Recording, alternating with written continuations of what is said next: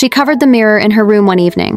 Not dramatically, not in anger, just quietly. The way you stop doing something, that hurts you every single day. She didn't hate mirrors. She hated what she saw in them. Or more honestly, she hated what she had been taught to see. Her name was Ayana Miral. She was the girl who never quite looked enough. Growing up, compliments always seemed to belong to someone else. Whoa, she's gorgeous. She has such perfect features. She looks amazing. Ayana would hear things like, she's so kind, she's really smart, she has such a beautiful heart. She used to think those were compliments, until she grew old enough to hear what wasn't being said. She was 12 years old, out shopping with her mother. Trying on a dress she instantly loved, she twirled in front of the mirror with a smile. A salesgirl walked over.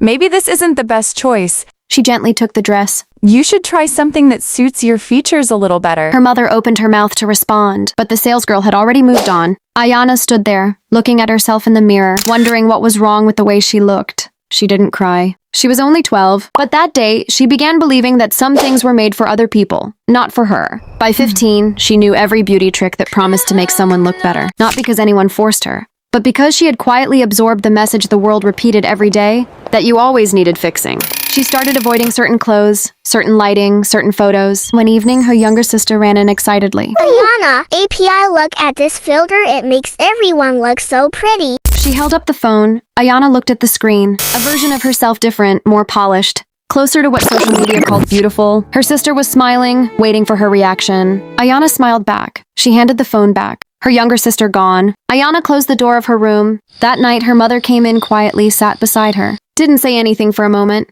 just sat. Ayana, when you were born, Her mother's voice went soft. the first thing I said was Subhanallah, not because you were fair, Not because you looked a certain way, because you were mine. and you were perfect exactly as Allah made you. People don't see it that way, Mama. People didn't make you, Allah did. Whose opinion matters more? Ayana didn't answer. Her mother didn't push. She just pressed a kiss to her forehead and left the room. Ayana sat there for a long time, turning that question over and over. Whose opinion matters more? The next day, school normal on the outside, heavy on the inside. In Islamic studies class, her teacher was explaining the concept of fitra, the natural state Allah created every human being in. Allah says in Surah As-Sajdah, He who perfected everything He created. The teacher paused. Everything, not some things, not the people who look a certain way. Not the ones who fit a certain standard. Everything He created, He perfected. That evening, she sat with her Qur'an. She wasn't looking for anything specific. She just needed to be somewhere. That felt true. She found Surah At-Tin, 95:4. We have certainly created man in the best of forms. She read it once,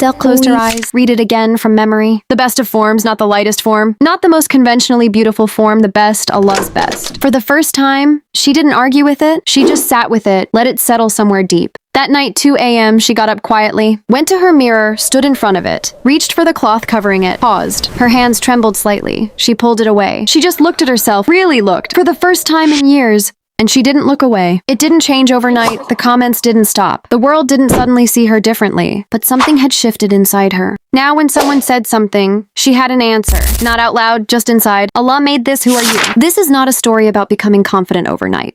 It is a story about the slow, quiet work of unlearning what the world taught you and returning to what Allah always knew. Allah, Al-Musawwir, the fashioner of forms. He chose this design for you specifically, out of every possibility. He chose this one, and He makes no mistakes. If you have ever stood in front of a mirror and struggled to see anything worth keeping, drop a heart in the comments. You are not alone tonight. The world will keep talking, but Allah already spoke first. We have certainly created man in the best of forms. And that was never up for debate. Subscribe for more stories that say what your heart can't find words for. Until next time, Assalamu alaikum.